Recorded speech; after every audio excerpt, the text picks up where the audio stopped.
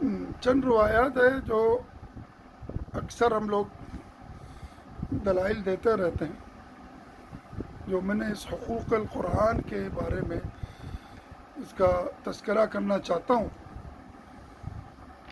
ایک روایت ہے ہمارے پاس کہ ایک دن آئے گا قوم پر کہ قرآن نہیں کھولیں گے سوائے ماہ رمضان میں۔ اب آپ ایمانداری سے مجھے بتائیں کہ ماہ رمضان کے علاوہ آپ نے کتنا قرآن پڑھا ہے؟ ختم کرنے کا تو میں نہیں کہتا ہوں، کیونکہ ختم کرنا تو دور کی بات ہے۔ بہت کم لوگ ہیں جو میں جانتا ہوں باقاعدہ قرآن کا روز پڑھتے ہیں اور ختم بھی کرتے ہیں مدت کے ساتھ۔ لیکن آپ بتائیں ایمانداری کے ساتھ، رمضان میں قرآن معروف ہے یا اچھی آواز میں کوئی پڑھ رہا ہو تو بیٹھ کے ہم لوگ سنیں گے اور واہ واہ کریں گے؟ اور نہایت ہی افسوس کی بات ہے کہ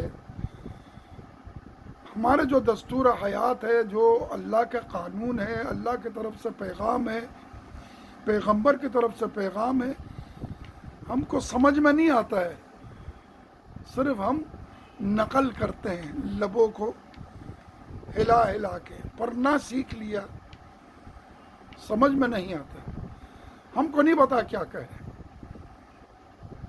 انشاءاللہ ہمارا نمازیں قبول ہے، لیکن ہم نمازیں میں کیا پڑھ رہے ہیں ہم کو نہیں پتا، ہم نے قرآن میں کیا پڑھا ہے ہم کو نہیں پتا۔ کبھی کبھار کچھ ایسا الفاظ نکلتے ہیں ہمارا منہ سے، البتہ میں کسی کو ٹوکتا نہیں ہوں۔ جب میں بیٹھتا ہوں کبھی مسجد میں کسی جگہ میں اور میں دیکھتا ہوں ایک لفظ جو ہے نا نزلہ کے بجائے نزلہ اور انزلنا کے بجائے نزلنا، اسی طرح جو ان کو سمجھ میں آئے وہ اس نے پڑھ دی اور آگے نکل گیا اور یہ سمجھتا ہے کہ میں نے درست پڑھی۔ یہ غلطی اس لیے ہوتی ہے کیونکہ ان کو معلوم نہیں ہے کیا کہہ رہے۔ اب آپ خود اندازہ لگائے، اب یہ جو جتنے میں ویڈیو ڈالتا ہوں، میرے کچھ دوست و احباب ایسے ہیں جو باقاعدہ مجھے کہتے ہیں آغا صاحب آپ اردو میں فلان جگہ میں یہ لفظ استعمال کیا، یہ غلط ہے، یہ فلان لفظ جو ہے نا یہ ٹے ہے، رے ہے، فلان ہے۔ میرا اردو ٹھیک کرنے کی کوشش کرتے ہیں، بہت اچھی بات ہے، میں خوش ہوتا ہوں کہ کوئی میرے زبان ٹھیک کرے، لیکن آپ اندازہ لگائے کہ اردو جو واجب الوجوب نہیں ہے، میں صرف اپنے بات پہنچانے کی کوشش کر رہا ہوں۔ اگر اس میں کوئی غلطی ہے تو آپ کو پتہ چل جاتا ہے کہ مطلب بدل رہا ہے الفاظ کے ذریعے سے۔ تو قرآن میں جب الفاظ بدلتے ہیں تو آپ خود اندازہ لگاؤ کہ اللہ کے پیغام کو آپ بدل رہے ہو۔ اللہ کا پیغام کچھ اور تھا، آپ نے تلفظ میں کچھ اور کہہ دیا، اور یہ سب قصور آپ کا صرف نہیں ہے، میں شاید یہ دل سے میں کہتا ہوں یہ قصور ہم لوگ مولویوں کا بھی ہے۔ پڑھنے کے لیے گئے، مولوی بن گئے، اس قابل بنے کہ قرآن کو خود سمجھ سکے، پورا تو کوئی نہیں سمجھ سکتا ہے، یہ کار معصوم ہے، خود سمجھنے کی کوشش کی ہے۔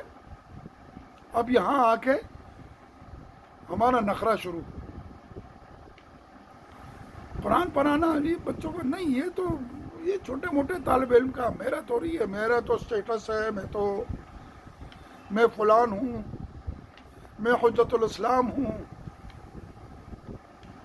ہمارے لیے جو ہے نا قرآن کا جو درس ہے وہ بہت ہی چھوٹا لیول کا ہم لوگ محسوس کرتے ہیں، یا قرآن سے ریلیٹڈ کوئی بھی موضوع ہو۔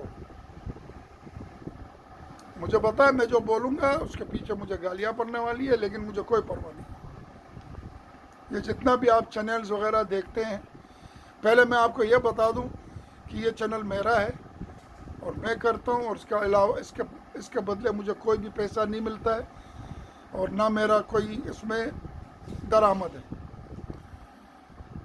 یہاں پہ لوگ جو ہے نا درس دینے کے لیے تیار نہیں ہیں کہ کسی بھی چینل پہ کسی بھی جگہ پہ جب تک کہ ان کا ہدیہ معین نہ کریں دین اسلام تبلیغ کرنے کے لیے.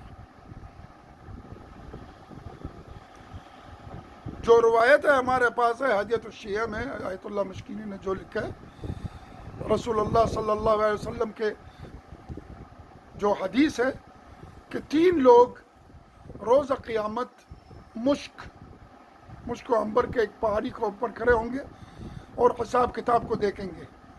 ان کا کوئی حساب نہیں ہوگا. وہ 3 لوگ کون ہیں؟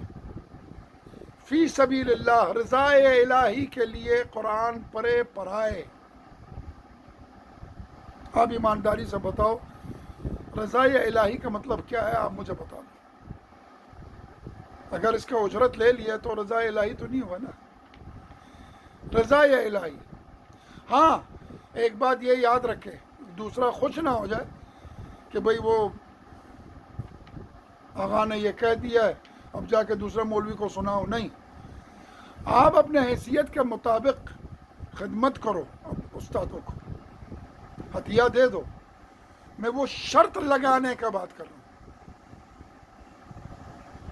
پڑھانے والے کو شرط لگانا نہیں چاہیے اور پڑھنے والا کو کنجوسی نہیں کرنا چاہیے. قرآن کی عزت رکھو. پڑھانے والا توقع نہ رکھے، توقع اللہ پر رکھے، اور پڑھنے والا نا امید نہ کرے اپنا استاد کو. ہدیہ دے. اسی کشمکش میں رہنا رضائے الہی کے اوپر یہی بہت بڑا جہاد ہے جب آپ کو معلوم نہیں ہے کیا آنے والا ہے. ایک قرآن پڑھنے اور پڑھانے والا، ایک ہے جو مرضات الہی کے لیے نماز. ابھی تو ہو نہیں سکتا کیونکہ ترستی لوگ تو کسی کو آنا بھی نہیں دیتے. اب میں کہوں گا بھائی میرے دل چاہتا ہے اس مسجد میں نماز پڑھاؤں، یہ تو سوال ہی پیدا نہیں ہوتا ہے. لیکن حدیث ہے، حدیث تو ہو پڑھانا ہمارا مسئلہ ہے کہ جو نماز پڑھایا رضائے الہی کے لیے بغیر کسی اجرت کے، اور جو کسی مسجد میں کسی جگہ میں کسی جماعت میں اذان دے رضائے الہی کے لیے. یہ لوگ مشک کے پہاڑی کو اوپر کرے ہوں گے روز حساب.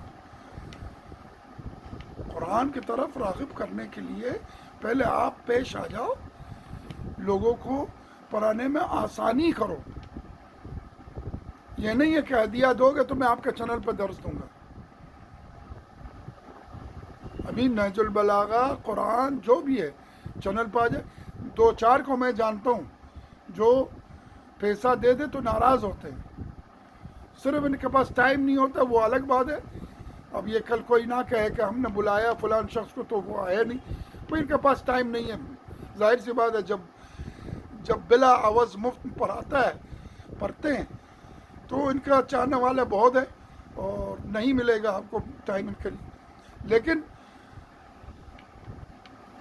آپ دیکھیں قرآن کو ترغیب دینے کے لیے استاد کو بھی چاہیے کہ اس کے لیے آسانی کرے. قرآن مہجور، قرآن شکایت کریں گے. آخر وقت یہ ہوگا کہ قرآن مہجور ہوگا. مہجور یہ ہوگا جو کتاب ہم استعمال ہی نہیں کرتے، تاخچے میں رکھا اس کے اوپر مٹی بیٹھا ہوا ہے، انتظار کرتے کب دلہن کے ساتھ جائے گا، کب کسی بیمار کے ساتھ جائے گا، یا کسی مرحوم کے لیے کھولا جائے گا. قرآن مردوں کے لیے نہیں ہے، زندے لوگوں کے لیے. آپ قرآن کی عزت کرو گے تو قرآن کی طرف سے آپ کو عزت ملے گی. قرآن دستور حیات ہے. قرآن اللہ کا قانون ہے.